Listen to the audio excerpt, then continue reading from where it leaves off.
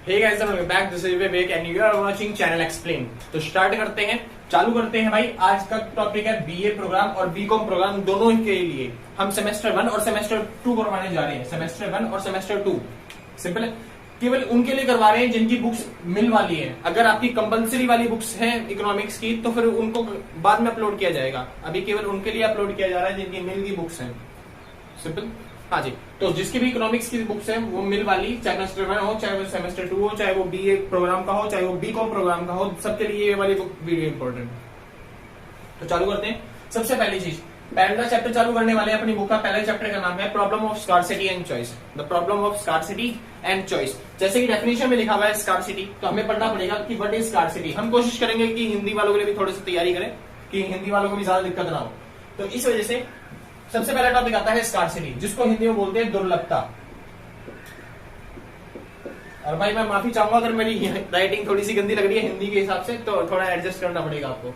तो भाई स्कार्सिटी मतलब होता है दुर्लभता। तो स्कार्सिटी क्या होती है? It is a position at which human wants are more than limited resources. ये एक ऐसी पोजीशन है, एक ऐसी पोजीशन जहां पे जो ह्यूमन की वांट्स है ना, हमारी जो इच्छाएं होती है वो ज्यादा होती हैं, और रिसोर्सेज क्या होते हैं हमारे लिए, वो बहुत थोड़े से होते हैं। सिंपल, कोई दिक्कत नहीं भैया। दिक्कत आ रही है, कहां पे दिक्कत आ रही है? रिसोर्सेज में। रिसोर्सेज क्या होता है तो समझते हैं। रिसोर्सेज को बोलते हैं संसाधन। अब ये रिसोर्सेज क्या होता है? संसाधन। संसाधन मतलब दीज आर दोज गुड्स, मतलब those goods and services group provide satisfaction. ऐसे गुड्स और सर्विसेज जो सेटिस्फैक्शन देते हैं किसी को भी इंसान को। जैसे कोई भी चीज आप यूज करते हो तो फिर आपको सेटिस्फेक्शन मिलता है। अगर आपको कोई सेटिस्फेक्शन मिल रहा है उस चीज से, तो वो चीज आपके लिए रिसोर्सेज बन जाती है। जैसे आप कुर्सी पे बैठे हो तो कुर्सी आपको सेटिस्फेक्शन दे रही है, बैठने में आराम मिल रहा है आपको, तो कुर्सी आपके लिए रिसोर्सेज बन गई, पंखे आपके लिए रिसोर्सेज बन गए। सिंपल है। लेकिन बाहर की नाली हो गया, पानी हो गया, बेकार चीजें जिसका यूज ही नहीं है कोई, आप उसका यूज नहीं कर पा रहे, आपको सेटिस्फेक्शन नहीं मिला, वो आपके लिए रिसोर्सेज नहीं बनता। तो रिसोर्सेज क्या होते हैं? दोज गुड्स एंड सर्विसेज जो प्रोवाइड सेटिस्फेक्शन। आपको जिन चीज से संतुष्टि मिल रही है, सेटिस्फेक्शन मिल रहा है, वो आपके लिए संसाधन बन जाता है, रिसोर्सेज बन जाता है। सिंपल है। अब इनकी कुछ खासियत होती है, इनकी कुछ फीचर्स होते हैं। तो फीचर्स क्या हैं? केवल 2 फीचर्स हैं। पहला, रिसोर्सेज होते हैं लिमिटेड। रिसोर्सेज क्या होते हैं? लिमिटेड। लिमिटेड मतलब होता है सीमित, ये थोड़ी सी ही मात्रा में होते हैं। ये क्या होते हैं? सीमित होते हैं। फॉर एग्जाम्पल, अगर मैं एग्जाम्पल के तौर पर बात करूं, आप देखोगे कोयला, पेट्रोलियम, ये सब रिसोर्सेज है जिनका यूज करने से हमें सेटिस्फेक्शन मिलता है, लेकिन ये क्या है? खाली थोड़ी सी क्वांटिटी में। एक बार खत्म हो गए तो खत्म हो गए, हम इनको दोबारा से जनरेट नहीं कर पाएंगे, दोबारा से बना नहीं पाएंगे। सिंपल, कोई दिक्कत नहीं ना। बहुत अच्छे, आगे चालू करते हैं। इनके अल्टरनेट यूजेस होते हैं। दूसरी खासियत कहती है कि इनके क्या होते हैं? Alternate uses. अल्टरनेट मतलब होता है बहुत सारे प्रयोग, बहुत सारे प्रयोग। कई बार बुकों में वेरियस यूजेस भी लिखा होता है, तो आप समझ जाना कि वही है अल्टरनेट यूजेस। इसके बहुत सारे यूज होते हैं, जैसे पेट्रोल का गाड़ियों में, बाइकों में और मशीनें चलाने में, आग लगाने में, हर जगह पे यूज होता है। आसान, कोई दिक्कत नहीं। तो रिसोर्सेज क्या होते हैं? ऐसे गुड्स और सर्विसेज जिससे हमें सेटिस्फेक्शन मिलती है, और वो लिमिटेड होते हैं, और उनके बहुत सारे यूज भी होते हैं। आसान है, कोई दिक्कत नहीं। थोड़ी सी बात करते हैं आपके बारे में। आपके बारे में नहीं, मतलब सबके बारे में। सबके बारे में बात करी जाए तो बात आती है ह्यूमन की। ह्यूमन क्या होता है? जिसकी एक खासियत होती है, इसकी जो वांट्स होती हैं, इसकी जो इच्छाएं होती हैं, वो होती हैं अनलिमिटेड। ह्यूमंस की केवल एक ही खासियत है कि इसकी इच्छाएं क्या होती है, इसकी वांट्स क्या होती है? अनलिमिटेड। इसकी इच्छाएं असीमित होती हैं, इसकी इच्छाएं कभी खत्म ही नहीं होती। तो एक चीज इच्छा पूरी हो गई तो फिर ये दूसरी इच्छा की कल्पना करने लग जाता है। आसान है, कोई दिक्कत नहीं ना। हमारी इच्छाएं कभी खत्म ही नहीं होती। यहीं पे जन्म होता है किस प्रॉब्लम का? Problem of scarcity. तो स्कार्सिटी क्या होती है? एक ऐसी पोजीशन होती है जहां पे हमारी इच्छाएं क्या होती हैं? ज्यादा। हम जो भी चीज चाहते हैं वो ज्यादा चाहते हैं, लेकिन हम हमारी इच्छाओं को पूरा करने के लिए जो रिसोर्सेज होते हैं हमारे देश में, हमारी दुनिया में, वो क्या होते हैं? बहुत थोड़े से होते हैं। इतना सिंपल है। फॉर एग्जाम्पल, आप देखोगे एक घर के अंदर एक ही टीवी होता है। हमारी इच्छाएं की बहुत ज्यादा, जैसे भाई की इच्छा होती है वो कार्टून देखना चाहता है, पापा की इच्छा है वो क्या कहते हैं, न्यूज देखना चाहते हैं। हमारी इच्छा है हम मूवीज देखना चाहते हैं, मम्मी चाहती है कपिल शर्मा शो देखना। तो इच्छाएं बहुत सारी है, लेकिन रिसोर्सेज क्या है? टीवी क्या है? बस एक ही है। सबकी इच्छाएं नहीं पूरी हो पाती। इसी पोजीशन को, इसी स्थिति को बोलते हैं स्कार्सिटी। इतना सिंपल, कोई दिक्कत नहीं। बहुत अच्छे। अब ये स्कार्सिटी की वजह से ही जन्म लेती है एक और प्रॉब्लम, जिसका नाम है प्रॉब्लम ऑफ चॉइस।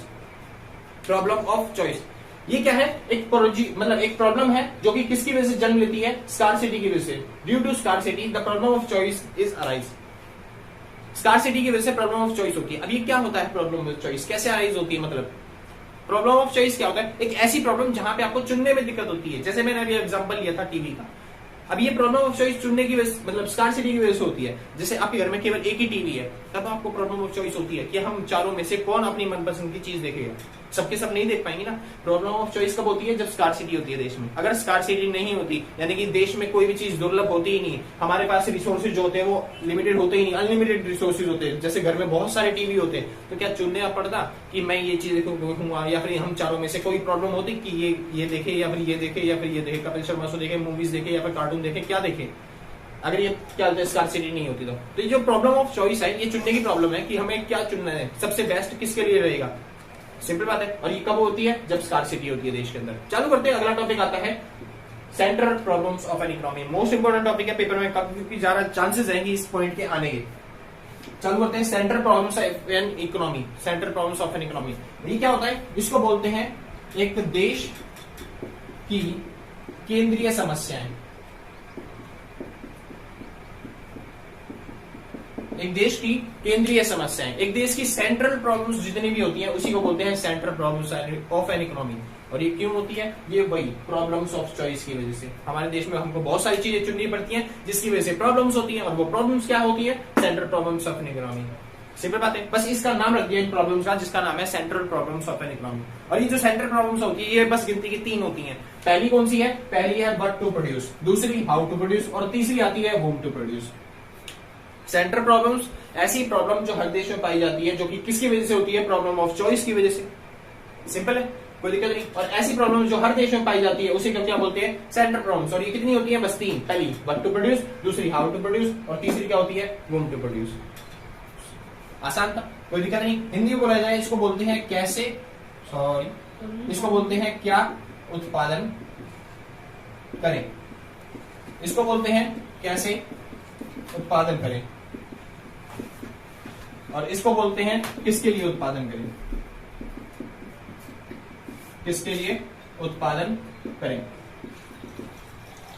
सिंपल है। तो बस 3 तरह की प्रॉब्लम्स हैं, what to produce, whom to produce और हाउ टू प्रोड्यूस। जैसे कि सेंट्रल प्रॉब्लम्स क्या है? ऐसी प्रॉब्लम जो हर देश में पाई जाती है। ऐसी कौन सी प्रॉब्लम्स होती है जो हर देश में पाई जाती है? सबसे पहली प्रॉब्लम आती है what to produce. What to produce, क्या बनाएं।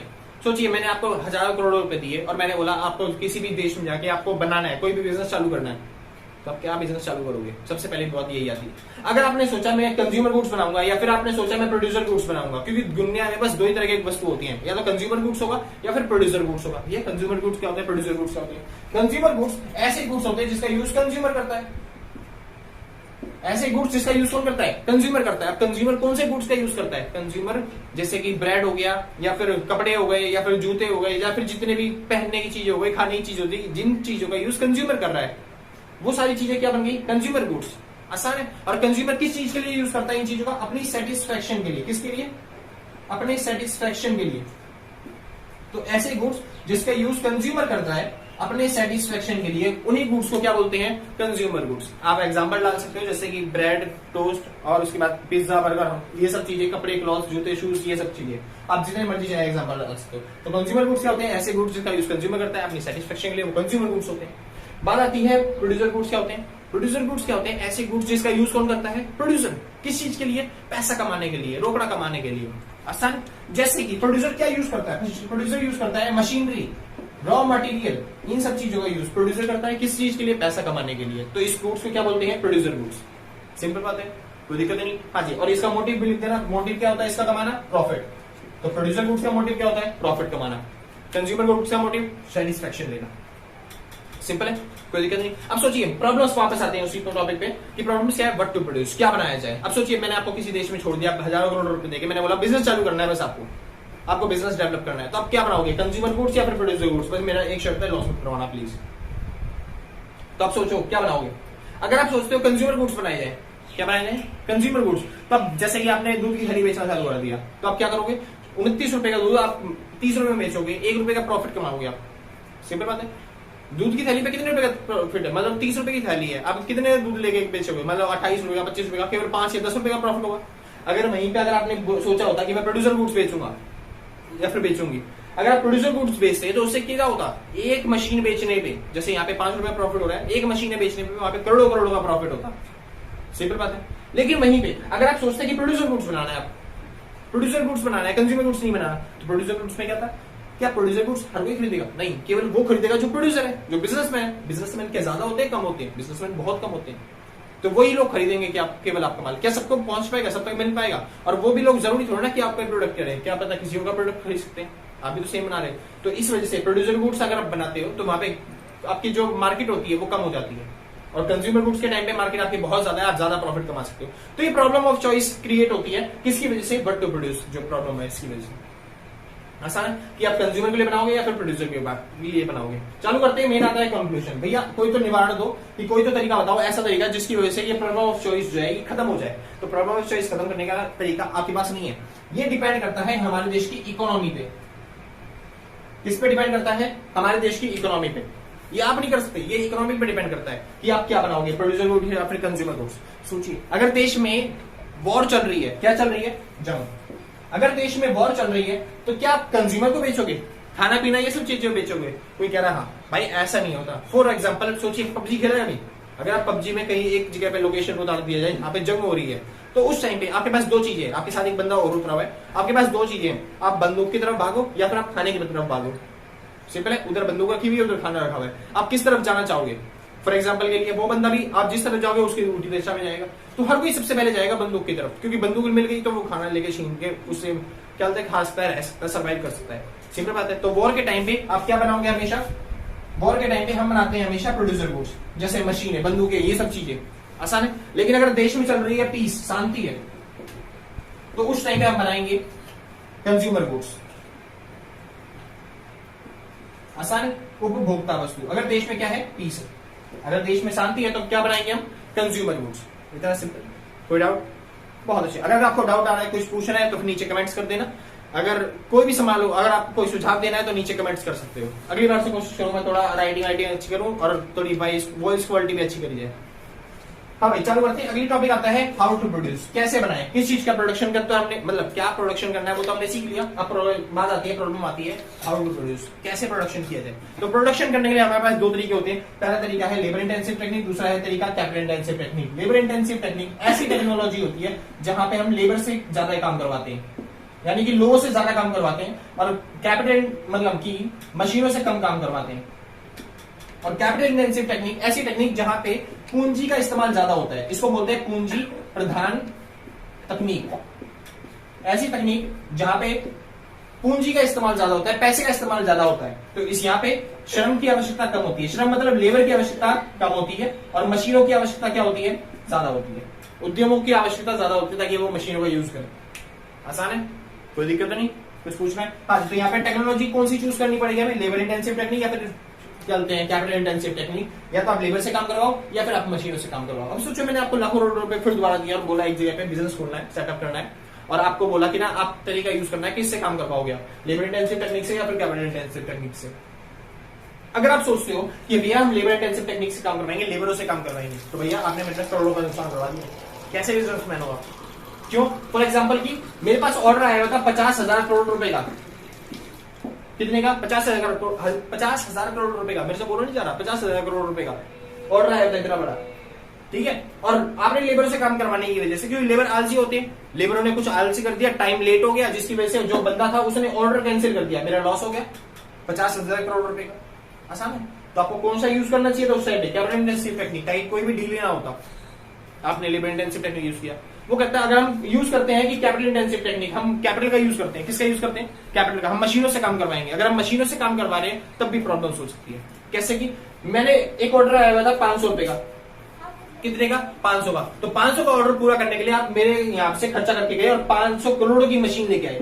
मशीनें महंगी आती हैं, 500 करोड़ की मशीन लेके आए और केवल कितने का ऑर्डर पूरा किया आपने? 500 रुपए का ऑर्डर पूरा किया। मेरा तो नुकसान हो रहा है ना, एक साल का मशीन पे डेप्रिसिएशन, बाकी और खर्चा वर्चा सब लगेगा, तो मेरा तो ज्यादा प्रॉफिट नहीं, उससे ज्यादा लॉस करवा दिया आपने। तो यहाँ पे देखना पड़ेगा कि कौन सी चीज यूज करते हैं। इसी वजह से इसे बोलते हैं it is a problem of choice. ये भी क्या है? प्रॉब्लम ऑफ चॉइस है। कोई दिक्कत नहीं। एक ऐसी प्रॉब्लम है जहां पे चॉइस करना पड़ता है, दो चीजों में से एक को चुनना पड़ता है, लेबर इंटेंसिव टेक्निक या फिर कैपिटल इंटेंसिव टेक्निक। सोचो क्या करोगे आप, क्या करेंगे आप? मैं बताता हूं। ये आप पे डिपेंड नहीं करता, ये डिपेंड करता है इकोनॉमी पे। किस पे डिपेंड करता है? इकोनॉमी पे, अर्थव्यवस्था पे। ये आप पे डिपेंड नहीं करता, डिपेंड करता है अर्थव्यवस्था पे। सिंपल बात है। अब अर्थव्यवस्था पे कैसे डिपेंड करता है? अगर अर्थव्यवस्था में है अनएम्प्लॉयमेंट, अगर अर्थव्यवस्था में बेरोजगारी ज्यादा है, अगर बेरोजगारी ज्यादा है तो आप किसका यूज करोगे? लेबर्स का। अगर बेरोजगारी नहीं है तो आप किसका यूज कर सकते हो? कैपिटल इंटेंसिव टेक्निक का, यानी कि मशीनों से काम करवा सकते हो। आसान है, क्योंकि अगर बेरोजगारी हुई तो फिर लोग क्या कहते हैं, बहुत सारे लोग मिल जाएंगे आपको। अगर किसी ने मान लो डीले कर दिया, कोई बीमे कर रहा है, तो आप बोल सकते हो भाई अगर तू डीले करेगा तो फिर मैं निकाल दूंगा तेरे को जॉब से, क्योंकि मेरे पास बहुत सारे मिल जाएंगे लोग काम करने वाले जो परफेक्ट काम कर देंगे। आसान है, हाँ जी। तो इस तरीके से आप क्या बोलते हैं इस प्रॉब्लम को सॉल्व कर सकते हो। आसान था। लास्ट चलते हैं बूम टू प्रोड्यूस। तो बूम टू प्रोड्यूस किसके लिए प्रोडक्शन किया जाए? यहाँ पे दो तरह के ग्राहक है आपके पास, पहली चीज है पुअर और दूसरा है रिच। आप सोचिए किसके लिए प्रोडक्शन करोगे? मैं आपको फिर दोबारा 50 करोड़ रुपए देता हूँ और अनगिनत पैसे देता हूँ और बोलता हूँ बिजनेस करो इस बार। आप किसके लिए माल बनाओगे? अमीरों के लिए, गरीबों के लिए? वो कह रहा पीछे बैठा बैठा भैया दोनों के लिए बना देंगे, दोनों को बेचेंगे, हम तो नहीं भेदभाव कर रहे, लेकिन फिर भी दोनों नहीं खरीदेंगे। सोचिए आपने पेन बनाने लगे, आप क्या बनाने लगे? पेन बनाने लगे। अगर आपने पेन का रेट रख दिया, फॉर एग्जांपल आपने सोचा मैं 10 रुपए का एक पेन बनाऊंगा जिसे गरीब तो खरीद सकता है और अमीर चाहे तो अमीर भी खरीद सकता है, कोई लिखने की बात नहीं है। सोचिए अगर आपने 10 रुपए का पेन बना दिया ना, तो अमीरों की थिंकिंग होती है अरे ये पेन तो गरीब यूज करते हैं, मैं तो 30 रुपए का मतलब 300 रुपए का पायलट पेन यूज करूंगा, 1000 रुपए का ये वाला पेन यूज करूंगा। सिंपल बात है, तो वो आपका माल नहीं खरीदेंगे अमीर। सिंपल। और अगर आपने अमीरों के लिए बना दिया 300-400 रुपए का पेन, तो गरीब लोग नहीं खरीद पाएंगे। तो केवल आपको आपको एक टारगेट ऑडियंस पकड़नी पड़ेगी कि आप किसके लिए बनाओगे माल। फॉर एग्जाम्पल आप पुअर के लिए बनाओगे या फिर रिच के लिए। अब एक चीज और बता दूं, जो पुअर होते हैं हमारे देश में 20% ही पुअर होते हैं। 20% पॉपुलेशन का ही क्या है हिस्सा, केवल पॉपुलेशन का हमारे देश में 20% पॉपुलेशन का ही हिस्सा जो है वो क्या है? पुअर है। उल्टा बोल रहा हूँ, हाँ सॉरी। हमारे देश में 80% जो पॉपुलेशन का हिस्सा है वो पुअर है और वो रिसोर्सेज जो यूज करते हैं वो 20% करते हैं। आसान है। जबकि जो रिच इंसान है, अमीर इंसान है, वो हमारे देश में केवल 20% ही है और वो रिसोर्सेज का लगभग 80% यूज करते हैं हिस्सा। जैसे आपने देखा हुआ मर्सिडीज, BMW, बहुत सारी गाड़ियां अमीरों के पास खड़ी होती हैं। गरीबों के अगर पूरी कॉलोनी निकल जाए मुश्किल से एक गाड़ी 2 गाड़ियां निकलती हैं। सिंपल बात है। तो ज्यादातर अमीरों के पास रिसोर्सेज ज्यादा होते हैं और गरीबों के पास रिसोर्सेज कम होते हैं। तो आप किसके लिए बनाओगे? अमीरों के लिए या फिर गरीबों के लिए? ये फिर दोबारा बता दूं, आप पे डिपेंड नहीं करता, ये डिपेंड करता है आपके देश की इकोनॉमी पे। किस पे डिपेंड करता है? आपके देश की इकोनॉमी पे, अर्थव्यवस्था पे। अगर आपके देश की अर्थव्यवस्था, इकोनॉमी प्राइवेट सेक्टर है, प्राइवेट सेक्टर एक ऐसा सेक्टर जहां पे सारा काम प्राइवेट इकोनॉमी करती है, मतलब प्राइवेट लोग करते हैं, हम जैसे लोग करते हैं, वहां पे गवर्नमेंट कोई काम नहीं करती, जैसे यूएसए और कनाडा ऐसे देश। सिंपल बात है, वहां पे आपको यूज करना पड़ेगा प्रॉफिट मोटिव।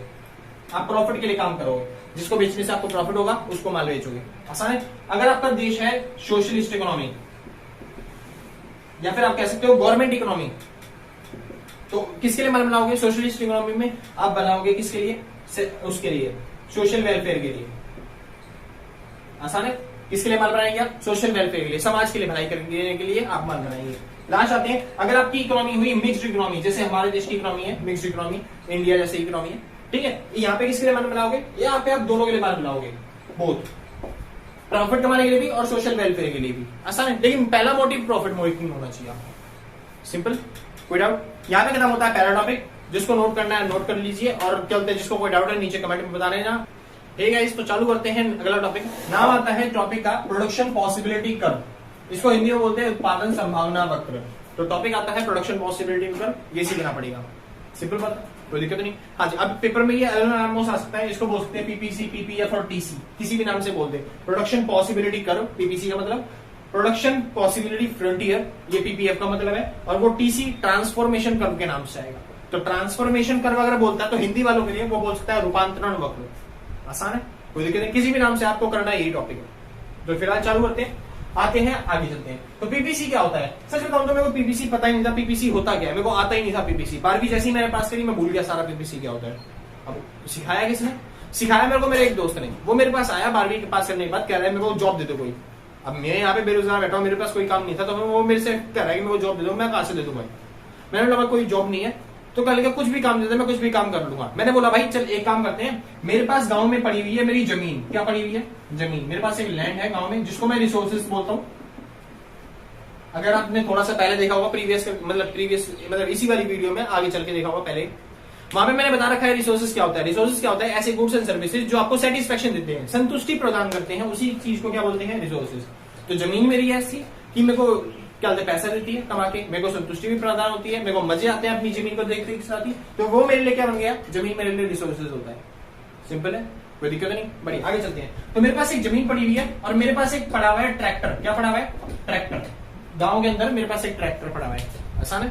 हाँ जी, तो मेरे पास एक जमीन है, एक ट्रैक्टर है। ट्रैक्टर को आप कह सकते हो मेरे पास टेक्नोलॉजी पड़ी है, ट्रैक्टर को कह सकते हो मेरे पास कोई तकनीक पड़ी हुई है। तो मेरे पास जमीन भी है, मेरे पास ट्रैक्टर भी है। बस मैं कह रहा हूं उसको, अगर तेरे पास कोई काम नहीं है तो गांव में जाके खेती कर ले। वो कह रहा है इतना पढ़ा लिखा हो गया, मैं खेती करूंगा। मैंने बोला कितना ही पढ़ा है, 12वीं के बाद तो आगे मेरे पास तो काम करने के लिए। मुझे वो कह लेंगे चल कोई नहीं मैं कर लूंगा, कोई भी काम दे दे बस। लेकिन वो कह रहा है कि खेती करने में उसको केवल दो ही चीज उगानी आती है। पहली चीज उसको उगानी आती है, एक सेकंड, हाँ जी, पहली चीज उसको उगानी आती है गेहूं, जिसको बोलते हैं वीट। और दूसरी चीज उसको उगानी आती है ड्रग्स, गांजा, अफीम, ये सब चीजें। तो मैंने बोला भाई जाहिर सी बात है मेरे अपनी जमीन पे ये सब उगाने नहीं दूंगा, ड्रग्स वग्स आप चाहो तो किसी और जमीन पे उगा लेना, लेकिन मेरी जमीन पे अगर उगाना है तो केवल गेहूं और गेहूं उगाएगा और उसके अलावा कुछ नहीं, वही उगा के बेचेगा। सिंपल बात है, बहुत अच्छा। तो उसने क्या किया, मैंने अपनी जमीन पे बोला कि मेरी जमीन पे ड्रग्स नहीं उगाएगा, तो उसकी वैल्यू 0 हुई। और गुड वाई की वैल्यू यानी कि गेहूं की वैल्यू कितना प्रोडक्शन करेगा, मैं मान लेता हूं 10 का प्रोडक्शन कर रहा है, मतलब पूरी जमीन पे किसका प्रोडक्शन कर रहा है, गेहूं का प्रोडक्शन कर रहा है। सिंपल बात है, कोई दिक्कत नहीं ना। बस खाली टॉपिक है, मैं यहाँ पे पीपीसी समझाने की कोशिश कर रहा हूँ कि पीपीसी की टेबल कैसे बनती है, बस खाली समझने की कोशिश करो। ये दिल पे मत लेना कि भैया ये क्या हो गया, ये क्या होगा, कागज कैसे कर दिया आपने, ये सब कुछ नहीं है भाई, खाली टॉपिक समझना आप पीपीसी की टेबल कैसे होगी, ठीक है। तो वो क्या किया अब उसने, अब मैं वहां से चला गया यहाँ पे दिल्ली में, और उसने क्या किया, मैं दिल्ली में चला गया और उसने क्या किया मेरे पीछे, वो कह रहे हैं साहूकार के पास गया और उससे बोला कि मेरे को एक दे दो अफीम का बीज, कि मैं अफीम उगाना चाहता हूं, मेरे को एक पैकेट अफीम का बीज दे दो। साहूकार क्या लगे भाई अफीम का बीज थोड़ा महंगा होता है, आपको ना 10 जमीन में से एक जमीन उस साहूकार को देनी पड़ेगी। तो उसने क्या किया, मेरी जमीन तो थी नहीं, वो सोच रहा है गिरवी रख देता हूँ, बाद में इसको मतलब अफीम उगा के बाद में सारे पैसे चुका के आराम से जमीन अपने आप वापस ले लूंगा। तो उसने मुझे सोचा ठीक है ये तो बढ़िया ही किया, तो भाई बढ़िया है। तो इसने मेरी एक जमीन बेच दी और साहूकार से एक बीज ले लिया, यानी कि मेरे पास अब जमीन कितनी रह गई, मेरे पास जमीन रह गई 9। और इसने गेहूं मतलब ड्रग्स का प्रोडक्शन कितना चालू कर दिया, 1 का प्रोडक्शन चालू कर दिया एक जमीन पे। आसान है, कोई दिक्कत नहीं, बहुत अच्छे। अब आगे क्या हुआ, अब ये दोबारा सोचा भाई अब इसमें तो प्रॉफिट हो रहा है, इसमें क्या हो रहा है, प्रॉफिट हो रहा है। अब इसने क्या किया, उस साहूकार को कोई पैसे नहीं चुकाए, अब इसने क्या कर दिया यहाँ पे, इसने साहूकार के पास गया और बोला इस बार मेरे को दूसरी बार प्रोडक्शन करना है, किसका, ड्रग्स का, और मेरे को दोबारा दे दो। साहूकार को सोचना पिछली बार एक से इससे क्या लिया था, एक जमीन ली थी, इसको प्रॉफिट हुआ, क्यों ना इससे 2 जमीन ले लेता हूं मैं। सिंपल है। तो इसने मेरी इस बार 2 जमीनें बेची, 2 जमीन बेची मतलब मेरी जमीन कितनी रह गई, मेरी जमीन 7 रह गई, और इसने कितना प्रोडक्शन करना चालू कर दिया, 2 जमीनों पे प्रोडक्शन करना चालू कर दिया, किसका, अफीम होगा। और जो कि गिरवी रख दी थी कितनी जमीन है मेरी, 2 मतलब एक पहले रख दी और 2 अब रख दी। चालू करते हैं, इसको अभी प्रॉफिट हो रहा है, ये गया तीसरी बार लेने उससे साहूकार से, मेरे को ड्रग्स के बीच दे दो, मेरे को ये सब प्रोडक्शन कर रहा है। साहूकार सोच रहा है 2 जमीन ली थी फिर भी इसको प्रॉफिट हो रहा है, सिंपल बात है। हाँ जी, तो साहूकार सोचता है इस बार इससे 3 लूंगा, यानी कि मेरी जमीन कितनी रह गई, 4। तो अगर आप तीसरा प्रोडक्शन करते हो ड्रग्स का तो जमीन कितनी बच गई है, 4 बच गई है, सिंपल बात है। इसको भी प्रॉफिट हो रहा है, ये फिर दोबारा गया, इसने बोला मेरे को चौथी बार जमीन मतलब प्रोडक्शन करना है तो मेरे को दोबारा दे दो। साहूकार कहेंगे 4 जमीन लूंगा इस बार, तो 4 जमीन लेने के बाद साहूकार के पास मतलब हमारे पास बची 0 जमीन है, लेकिन प्रॉफिट इससे अभी भी हो रहा है। ये सोच रहा है 5वीं बार ले लूं मैं साहूकार से पैसा, तो 5वीं बार जब ये लेने गया साहूकार कहेंगे मैं 5 बार जमीन लूंगा, 5 जमीन है, क्या इसके पास देने के लिए कुछ है, नहीं है। तो इससे पहले कि दे पाए वो यहीं पे प्रोडक्शन क्या हो जाता है उसका, बंद हो जाता है, सिंपल है। हाँ जी, तो ये बन जाती है आपकी पीपीसी की टेबल, आपको याद करनी पड़ेगी, कई जगह पे काम आएगी, इतना सिंपल है, कोई दिक्कत नहीं। ये बनती है पीपीसी की टेबल। उस बंदे ने इस तरीके से मेरे को सिखाया कि पीपीसी क्या होता है। अगर आप चाहते हो पीपीसी का डायग्राम सीखना तो ये देखो डायग्राम, बचपन में आपने किया था, जब एक्स की वैल्यू कितनी थी 0, जैसे कि एक्स की वैल्यू यहाँ पे 0 तो वाई की वैल्यू कितनी कर दो, एक्स की वैल्यू 0 तो वाई की वैल्यू 10, तो एक्स की वैल्यू 0 वाई की वैल्यू 10, ये मैंने कर दिया, ये रहा पॉइंट। अगर 1 पे 9 तो ये 1 पॉइंट, ये रहा पॉइंट 9, तो यहाँ पे ये रहा पॉइंट। 2 पे 7 तो दूसरा नंबर ये रहा, दूसरे पे 7 बार उठाना है मतलब 7वें तक ये रहा। 3 पे 4 तो तीसरे पॉइंट पे 4 वैल्यू ये, और 4 पे 0 यानी कि ये रहा वैल्यू। आसान है। तो अगर आप पीपीसी का डायग्राम बनाने जाओगे तो पीपीसी का डायग्राम कुछ ऐसा बनेगा, इस तरीके से, सिंपल है, कोई दिक्कत नहीं। हाँ जी, आपका पीपीसी ये बन गया, ये है पीपीसी का डायग्राम और ये है पीपीसी की टेबल। ये पहले बता चुका हूँ, मतलब सॉरी आपको नहीं बताया। हाँ जी, तो ये पीपीसी का टेबल मतलब ये पीपीसी का डायग्राम और ये पीपीसी की टेबल। अब उसने मेरे को पीपीसी सिखाया कैसे, अब सुनिए ध्यान से, कैसे सिखाया उसने। वो कहता है पीपीसी क्या होता है, it shows various combinations. PPC क्या होता है, बहुत सारे अलग अलग कॉम्बिनेशंस को दिखाता है। जैसे ये दिख रहा है, ये एक कॉम्बिनेशन बन गया, ये एक कॉम्बिनेशन बन गया, ये एक कॉम्बिनेशन बन गया, ये रहा एक कॉम्बिनेशन और ये रहा एक कॉम्बिनेशन। तो पीपीसी अलग अलग कॉम्बिनेशन दिखाता है, बहुत सारे कॉम्बिनेशन, जैसे कि ये रहा कॉम्बिनेशन, ये रहा कॉम्बिनेशन, ये रहा कॉम्बिनेशन सारे। तो पीपीसी अलग अलग वेरियस कॉम्बिनेशन को दिखाता है, अलग अलग संयोगों को दिखाता है, अलग अलग प्राप्य संयोगों को दिखाता है। आसान है। अच्छा भाई, अगर नोट्स वाला की डेफिनेशन ज्यादातर हिंदी में यहाँ पे नहीं लगी है, हम नोट्स बनाने की कोशिश कर रहे हैं। अगर किसी को नोट्स चाहिए हिंदी में हो चाहे वो इंग्लिश में हो, तो इस बुक के आपको सारे के सारे नोट्स मिल जाएंगे। आप ये व्हाट्सएप नंबर दे रखा है, यहाँ पे जाके कॉन्टैक्ट करिए, आपको सारे के सारे नोट्स मिल जाएंगे। अभी बन रहे हैं नोट्स, बने नहीं है, अभी बन रहे हैं नोट्स। आप जब तक वीडियो देखोगे शायद बन चुके हो, तो इस वजह से जल्दी से जाके कॉन्टैक्ट करिए और नोट्स लीजिए, चाहे वो हिंदी में हो चाहे वो इंग्लिश में हो, सबको मिल सकते हैं। चालू करते हैं फिलहाल। तो पीपीसी क्या होता है, इट शोज वेरियस कॉम्बिनेशंस, ये अलग अलग कॉम्बिनेशंस को दिखाता है। किस चीज के? दो गुड्स के। कितने गुड्स के? दो गुड्स के। मैंने बात किसकी करी? दो गुड्स की, एक्स की गुड्स की और वाई गुड्स की। यहाँ पे भी, यहाँ पे आपको दिखा रहा हूं मैं गुड वाई और यहाँ पे दिखाता हूँ गुड एक्स। तो मैंने यहाँ पे भी कितने गुड्स की बात करी है? दो गुड्स की बात करी है। तो पीपीसी क्या करता है? वेरियस कॉम्बिनेशन दिखाता है दो गुड्स के, सिंपल, जिसको हम अटेन कर सकते हैं, जिसको हम प्राप्त कर सकते हैं। जैसे यहाँ पे प्रोडक्शन प्राप्त कर रहे हैं कि कितना वो क्या बोलते हैं उगा सकता है इंसान, तो उसको प्राप्त कर सकते हैं। तो ये उन कॉम्बिनेशन दिखाते हैं। तो पीपीसी उन कॉम्बिनेशंस को दिखाता है जिससे हम प्रोडक्शन को मतलब प्रोडक्शन करके प्राप्त कर सकते हैं by a producer within the given level of resources and technology. तो किसके द्वारा प्रोडक्शन किया जाना चाहिए? प्रोड्यूसर के द्वारा, with in the given level of, यानी कि उसको क्या गिवन होना चाहिए, क्या क्या देना चाहिए। मैंने उसको क्या क्या दिया था प्रोडक्शन करने के लिए बंदे को? मैंने दिया था अपनी जमीन और उसको दिया था ट्रैक्टर, मैंने दिया था रिसोर्सेज और मैंने दी थी टेक्नोलॉजी। हाँ जी, तो by the given level of resources and technology, simple बात है। यानी एक टेक्नोलॉजी और रिसोर्सेज देने के बाद प्रोड्यूसर जितने भी प्रोडक्शन कर सकता है, जितना भी कॉम्बिनेशंस को प्राप्त कर सकता है दो गुड्स के, उसको कौन दिखाता है? उसको दिखाता है पीपीसी। समझ में? आसान है। कुछ पूछना है अभी तक? बहुत अच्छे। मैं मानता हूं अगर कोई दिक्कत हो रही होगी तो आप नीचे कमेंट करने में कोई हिचकोगे नहीं, आप आराम से कमेंट करोगे भैया ये वाली प्रॉब्लम हो रही है, ये वाला टॉपिक समझ में नहीं आ रहा, मैं उस पर एक सेपरेट वीडियो अलग से बना दूंगा। कोई डाउट? चालू करते हैं फिलहाल अलग से। हाँ भाई, टॉपिक आता है, बात आती है फीचर्स की। ये मोस्ट इंपोर्टेंट टॉपिक है, पेपर में आ सकता है भाई। फीचर्स एक फीचर 3-3 नंबर में पहले आया करता था, लेकिन अब उन्होंने नंबर बढ़ा दिए, तो अब ये फीचर कम से कम 5 नंबर में आएगा। 10 नंबर का भी आ सकता है, 5 नंबर का कम से कम आएगा। चालू करते हैं। बात आती है फीचर्स की। तो फीचर्स क्या है? इसके पास दो ही फीचर है। पहला फीचर आता है डाउनवर्ड स्लोपिंग। क्या आता है? Downward sloping. जो पीपीसी होता है वो नीचे की तरह होता है, आपने देखा ही होगा पीपीसी कहां पे? नीचे की तरह। ये क्यों होता है? क्योंकि एक चीज का प्रोडक्शन बढ़ाने के लिए एक प्रोड्यूसर को दूसरी चीज का प्रोडक्शन क्या करना पड़ता है? कम करना पड़ता है। आसान है। Due to increase the production of a commodity X, a producer have to decrease the production of Y. एक चीज का प्रोडक्शन बढ़ाने के लिए, एक्स का प्रोडक्शन बढ़ाने के लिए प्रोड्यूसर को वाई का प्रोडक्शन क्या करना पड़ता है? घटाना पड़ता है। ये चीज मैंने यहाँ पे भी सिखाई। जब प्रोड्यूसर एक्स का प्रोडक्शन बढ़ा रहा है तो उसको वाई का प्रोडक्शन घटाना पड़ता है। ये चीज मैंने यहाँ पे सिखाई।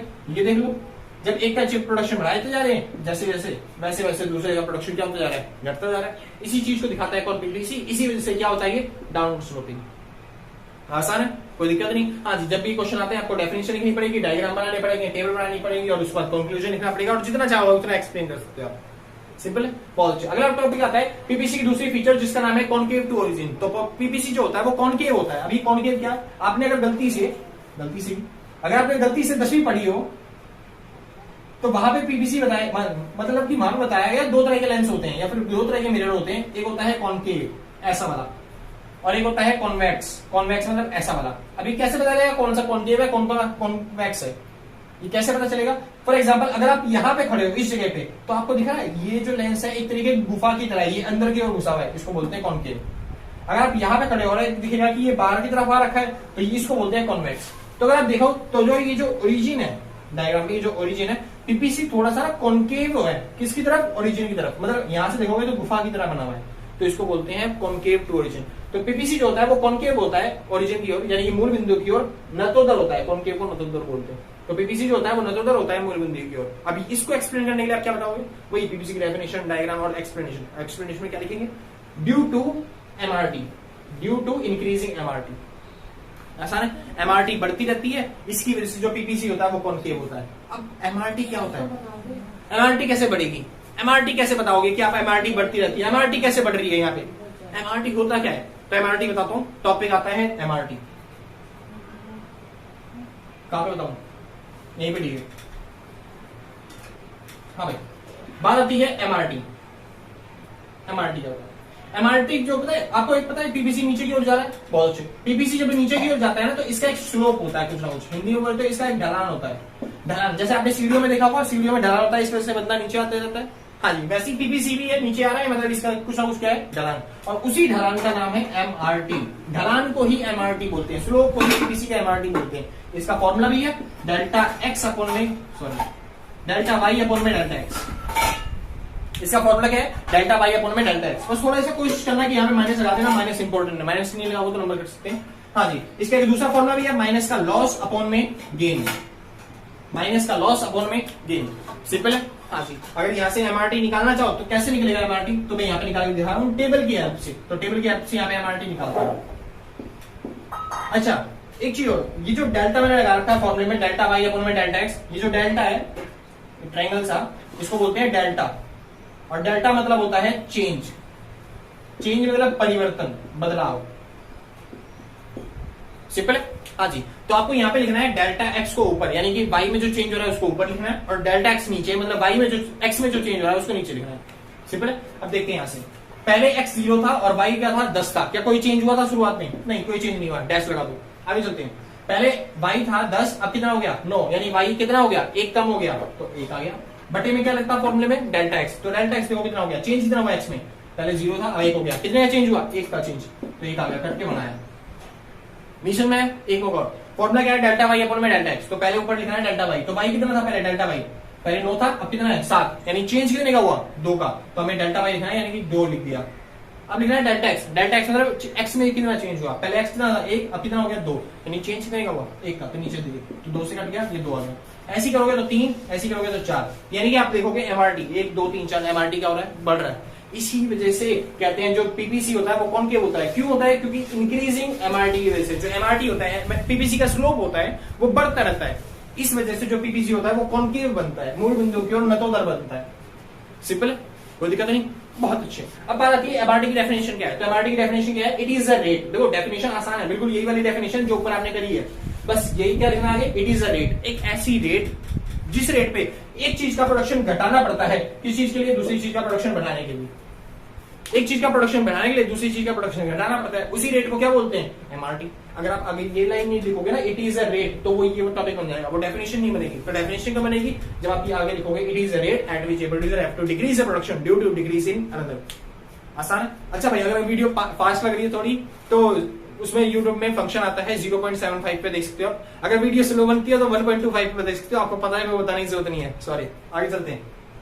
हाँ भाई, तो बात आती है एमआरटी की डेफिनेशन क्या होती है, इट इज अ रेट, बस आपको वही लगाना जरूरी है, it is a rate at which producer have to decrease the production due to decrease in another, simple बात है। अच्छा, यही डेफिनेशन वो अगले नाम से दे सकता है, इसी को एमओसी भी बोलते हैं, इसी डेफिनेशन को क्या बोलते हैं, एमओसी। आगे फिर बताऊंगा, लेकिन ये रखना एमआरटी और एमओसी एक ही बात होती है, कोई अलग बात नहीं होती है, आसान, कोई दिक्कत नहीं। बहुत अच्छी भाई, यहाँ पे खत्म होते हैं आपके बड़े बड़े टॉपिक, अब रह गए छोटे छोटे टॉपिक, करते हैं थोड़ी देर बाद। बस अभी स्क्रीनशॉट ले लो, अगर कोई डाउट हो रहा है तो फिर मिलते हैं, मतलब मेरे को काटना ही पड़ेगा, बस वीडियो चालू करते हैं। हाँ गाइस, तो लास्ट टॉपिक बचा है और लास्ट टॉपिक आता है, इसके बाद आपका टॉपिक खत्म होने वाला है, चैप्टर खत्म होने वाला है। टॉपिक का नाम आता है अपॉर्चुनिटी कॉस्ट। अच्छा, अब छोटे छोटे टॉपिक रह गए बस। टॉपिक का नाम आता है अपॉर्चुनिटी कॉस्ट, बस छोटी सी डेफिनेशन है, it is A cost of next best alternative. ये कॉस्ट होती है जो कि नेक्स्ट बेस्ट अल्टरनेटिव जो होता है उसकी जो होने वाली कॉस्ट, मतलब होती जो कॉस्ट है उसको कॉस्ट बोलते हैं। फॉर एग्जाम्पल, आपने कभी पढ़ा होगा कोस्ट क्या होता है। फॉर एग्जाम्पल, मैंने 8 रुपए का पेन बनाया और 10 रुपए में उसे बेचा, तो 10 रुपए तो मैंने प्राप्त करे, यानी 10 रुपए लेने के लिए, प्राप्त करने के लिए मैंने खर्चा कितने का किया, मैंने कितने रुपए गवाए, मैंने कितने रुपए का लॉस करवाया, वो कितने रुपए थे 8 रुपए, यही मेरी क्या बन जाती है, कॉस्ट बन जाती है। इसी तरीके से ऐसे ही फॉर एग्जाम्पल अपॉर्चुनिटी कॉस्ट क्या होती है। फॉर एग्जाम्पल, मैं कहीं पे जॉब कर रहा हूँ 10,000 रुपए की, मैं कहीं पे जॉब कर रहा हूँ 10,000 रुपए की, मेरे पास ऑफर आता है कि 12,000 रुपए का ऑफर है, एक है 15,000 रुपए का ऑफर और एक है 20,000 का ऑफर। तो मैं कहाँ पे जाऊंगा, जाहिर सी बात है, मैं कहाँ पे जाऊंगा 20,000 वाली जॉब पे। तो 20,000 की जॉब लेने के लिए मैंने कितनी वाली जॉब का त्याग किया, मैंने 10,000 वाली जो जॉब थी उसको छोड़ दिया, तो ये जो 10,000 रुपए बन गई मेरी कॉस्ट बन गई। कौन सी कॉस्ट, अपॉर्चुनिटी कॉस्ट। और ये कैसे बनी, देखिए अपॉर्चुनिटी क्या होती है, it is A cost of next best alternative. तो ये जो मैं काम कर रहा था, इसके अल्टरनेटिव कौन कौन से हैं, पहला 12,000, 15,000 और 20,000। मैं कोई सा भी काम कर सकता हूँ, इनमें से बेस्ट कौन सा है, 20,000 वाला बेस्ट है, तो मेरी बेस्ट अल्टरनेटिव कौन सी बन गई, ये वाली, सिंपल बात है। इसके बाद नेक्स्ट बेस्ट अल्टरनेटिव कौन सी है, 20,000 वाली। तो इसको लेने के लिए मैंने कितने रुपए गवाए, कितने रुपए छोड़ दिए, मैं 10,000 वाली नौकरी छोड़ दी। तो इसको बोलते हैं अपॉर्चुनिटी कॉस्ट। ये जो 10,000 है, हमारा अपॉर्चुनिटी कॉस्ट बन जाता है। आसान। अगर बात करते हैं टेबल की, तो ये बनती है इसकी टेबल, आराम से आप याद कर सकते हो, या फिर मैं पहले समझा चुका हूं टेबल कैसे काम करती है, कैसे बनती है, और उस टेबल से डायग्राम कैसे बनाते हैं। तो ये डायग्राम सिंपल बात है, ये डायग्राम है अपॉर्चुनिटी कॉस्ट का। आप चाहो तो डिलीट कर लो, यहां से लेके यहां तक पूरा, मतलब आपको ये दिखेगा। वो वाला जो पीपीसी का डायग्राम था, वो किसका डायग्राम था पिछले जो करवाया, वो पीपीसी का था, वो होता है कॉनकेव, लेकिन ये होता है कॉन्वेक्स। सिंपल बात है, बस इतना सा फर्क है, बस आप अपॉर्चुनिटी कॉस्ट कर सकते हो। कोई डाउट? हाँ जी, अगर कोई डाउट होती हो, अगर आपको चाहिए वीडियो सेपरेट बनानी है अपॉर्चुनिटी कॉस्ट पे, तो आप नीचे जिसके मतलब की कमेंट बॉक्स में कमेंट कर देना, हम कोशिश करेंगे कि नई वीडियो में सारी एक्सप्लेन कर दें कि अपॉर्चुनिटी कॉस्ट क्या होगी। आसान है भैया भाई। तो चालू करते हैं। बात आती है रिसोर्सेज की। अब देखिए नया टॉपिक आता है, क्या आता है, बात आती है रोटेशन और शिफ्ट की। अब ये रोटेशन क्या होता है, शिफ्ट क्या होता है, छोटे छोटे पॉइंट है बस ये। रोटेशन क्या होता है, शिफ्ट क्या होता है। जब भी एक गुड्स के केस में रिसोर्सेज या फिर टेक्नोलॉजी में कोई चेंज होता है, उसको बोलते हैं रोटेशन। और वहीं पे अगर दो गुड्स के केस में रिसोर्सेज और टेक्नोलॉजी में कोई चेंज हो जाए, तो उसको क्या बोलेंगे, शिफ्ट बोलेंगे। फॉर एग्जाम्पल, जैसे कि मेरे पास जमीन थी, जैसे कि ये रही जमीन, और जमीन मैंने एक नहीं खरीदी, यहाँ पे मैं एक्स का प्रोडक्शन करता हूँ, यहाँ पे वाई का प्रोडक्शन करता हूँ।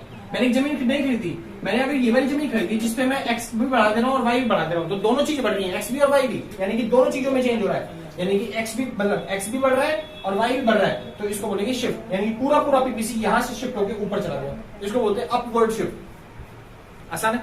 लेकिन वहीं पे मैंने जो जमीन खरीदी है वो खरीदी तो है, लेकिन जो मैंने जमीन खरीदी है वो यहाँ वाली खरीदी है, जिससे केवल वाई का प्रोडक्शन बढ़ा है, केवल एक गुड्स का प्रोडक्शन बढ़ा है, वाई का प्रोडक्शन बढ़ा है। तो वाई का प्रोडक्शन बढ़ने की वजह से क्या हो जाएगा, जैसे कि कौन सा डायग्राम था इनमें से, ये वाला डायग्राम देखिए, यहाँ पे वाई ये रहा और एक्स ये रहा, नीचे एक्स गुड्स है और ऊपर क्या है, वाई गुड्स है। तो वाई का प्रोडक्शन क्या हो गया, यहाँ पे एक का बढ़ गया, क्योंकि हमने केवल एक ही चीज का प्रोडक्शन बढ़ाया है, दूसरी चीज का प्रोडक्शन नहीं बढ़ाया।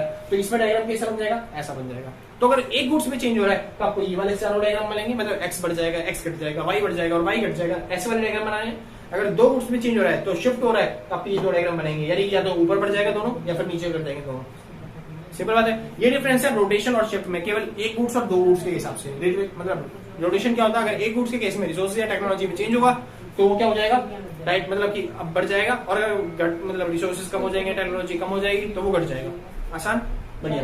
तो शिफ्ट के हिसाब से अगर दो गुड्स में चेंज होता है तो फिर वो दोनों में ही चेंज होगा, यानी पूरा पूरा पीपीसी शिफ्ट होगा। वहां पे केवल रोटेट हो रहा था पीपीसी, यहाँ पे पूरा पूरा पीपीसी क्या हो जाएगा, शिफ्ट हो जाएगा। सिंपल है। हाँ भाई, लास्ट टॉपिक आता है कॉम्बिनेशन। कॉम्बिनेशन को बोलते हैं संयोग। जैसे मैंने पहले पीपीसी की डेफिनेशन जब करवाई थी, वहां पे लिखा था वर्ड कॉम्बिनेशन, तो यहाँ पे बोलते हैं कॉम्बिनेशन को संयोग। और जो पीपीसी का कॉम्बिनेशन होते हैं ना, वो दो तरह के होते हैं। पहला होता है अटेनेबल कॉम्बिनेशन, दूसरा होता है अनअटेनेबल कॉम्बिनेशन। अटेनेबल कॉम्बिनेशन ऐसे कॉम्बिनेशन होते हैं जिन्हें हम प्राप्त कर सकते हैं, यानी एक ऐसी जगह जहां पे मैं प्रोडक्शन करूं और उसे मैं प्राप्त भी कर लूं, वो होता है अटेनेबल। ऐसे कॉम्बिनेशन जिन्हें मैं प्राप्त नहीं कर सकता, यानी कि जहां पे प्रोडक्शन कर रहा हूं उन्हें प्राप्त नहीं कर पा रहा, हासिल नहीं कर पा रहा, वो होते हैं अनअटेनेबल कॉम्बिनेशन। एग्जाम्पल के तौर पर अगर आप देखना चाहो, फॉर एग्जाम्पल ये मैंने बना दिया पीपीसी, सिंपल है। अब ये मान लो ये पीपीसी नहीं है, ये हमारे देश की इकोनॉमी है, ये मेरा घर है, मतलब ये मेरा घर है और ये मेरा खेत है पूरा, ये क्या है, मेरा पूरा खेत है। सिंपल बात है। हाँ जी। अब देखिए, अब मैं यहां से प्रोडक्शन करना चालू करता हूं, क्या मैं इस जगह पे प्रोडक्शन करता हूं, ए पॉइंट पे, क्या इस जगह पे प्रोडक्शन कर सकता हूं मैं?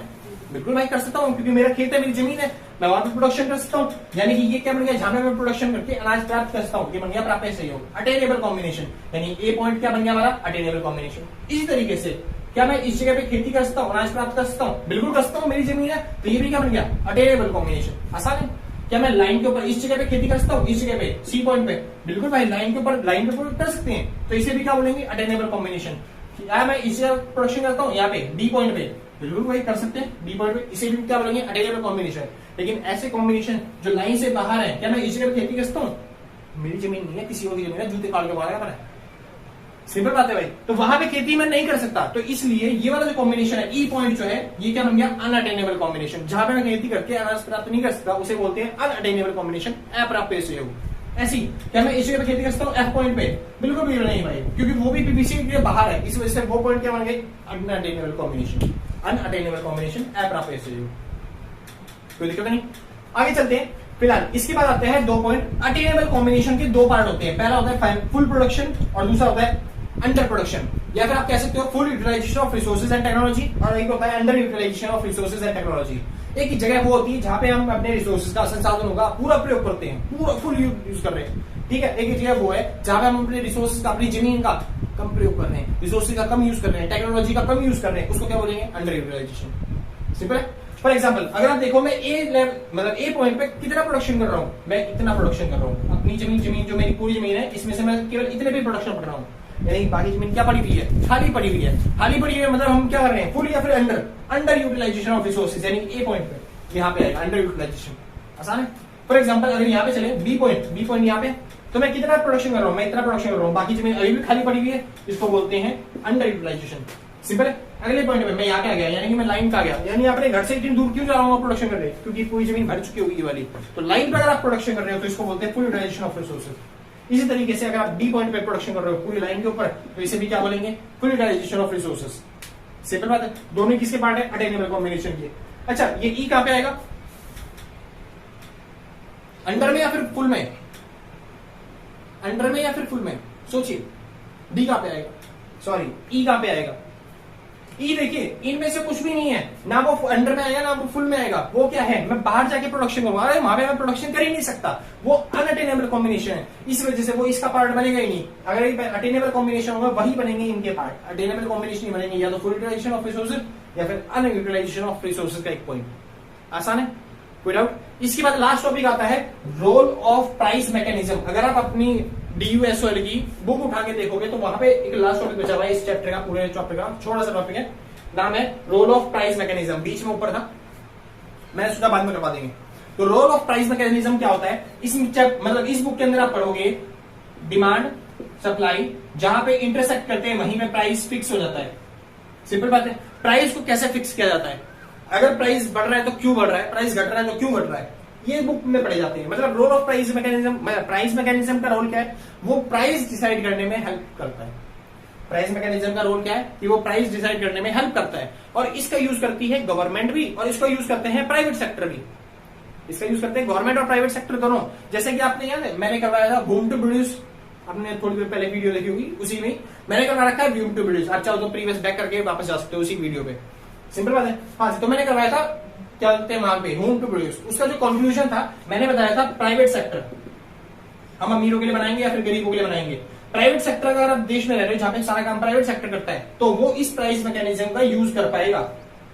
प्राइवेट सेक्टर जो जिस देश में प्राइवेट सेक्टर काम करता है, प्राइवेट लोग काम करते हैं, उस देश वही देश जो होता है प्राइसिंग मैकेनिज्म का अच्छे तरीके से यूज कर पाता है, क्योंकि उसको प्राइस डिटरमाइन करने होते हैं, देखना पड़ता है कि प्राइस ज्यादा तो नहीं हो रहा, प्राइस कम तो नहीं हो रहा, वही यूज कर पाता है प्राइस मैकेनिज्म का। करने को गवर्नमेंट सेक्टर भी कर सकता है, मतलब कि सोशलिस्ट सेक्टर भी कर सकता है, ठीक है, लेकिन वो ज्यादातर यूज नहीं कर पाता। ये मान लो ऐसी इकोनॉमी जहां पे गवर्नमेंट काम कर रही होती है, जैसे कि चाइना और रशिया जैसी इकोनॉमी, वो प्राइस मैकेनिज्म का ज्यादा यूज नहीं कर पाती, क्योंकि उनको सोशल वेलफेयर के लिए काम करना होता है ज्यादातर, तो वो प्राइस डिटरमाइन ज्यादातर नहीं कर पाती है। आसान है। हाँ जी, अगर मिक्स इकोनॉमी है तो वही मिक्स इकोनॉमी जैसे इंडिया जैसी इकोनॉमी वो प्राइस मैकेनिज्म और सोशल वेलफेयर दोनों ध्यान रखती है, तो इस वजह से ये लोग प्राइस मैकेनिज्म का यूज करते हैं, ये लोग प्राइस मैकेनिज्म का यूज नहीं कर पाते, और जो इंडिया जैसी इकोनॉमी है वो यूज चाहे तो कर भी सकती है, वरना चाहे तो नहीं भी करती। सिंपल बात है। मेनली ये लोग यूज करते हैं, सेकंड नंबर पे ये और थर्ड नंबर पे ये। आसान है। हाँ जी, बस इतना था रोल ऑफ प्राइस मैकेनिज्म हमारे देश के हिसाब से। कोई डाउट? यहाँ पे खत्म होता है आपका चैप्टर पूरा 1, और यहाँ पे खत्म हो गया आपका भाई चैप्टर का नाम है टफ पॉलिसी, क्या होता है problem of scarcity and choice, जो कि सेमेस्टर 1 और सेमेस्टर 2 वालों के लिए था, बीकॉम और बीकॉम BA प्रोग्राम वालों दोनों के लिए था। सिंपल बात है। हाँ जी, अगर किसी को नोट्स परचेज करने हैं तो इसके नोट्स हिंदी और इंग्लिश दोनों में अवेलेबल हो सकते हैं, क्योंकि अभी बना ही रहे हैं। जब तक आप शायद कांटेक्ट करो तब तक बन चुके हूं, तो आप कांटेक्ट करके पता कर लेना एक बार। ये नंबर दे रखा आपको, इस नंबर पे व्हाट्सअप करिए, आप कांटेक्ट करिए। सिंपल बात है। हाँ जी, अगर किसी को डाउट्स आ जाता है तो नीचे कमेंट करके बता देना, हम उस पर सेपरेट ऐसी वीडियो बना देंगे, और अगर कोई भी समस्या है तो नीचे बताइए कमेंट करके।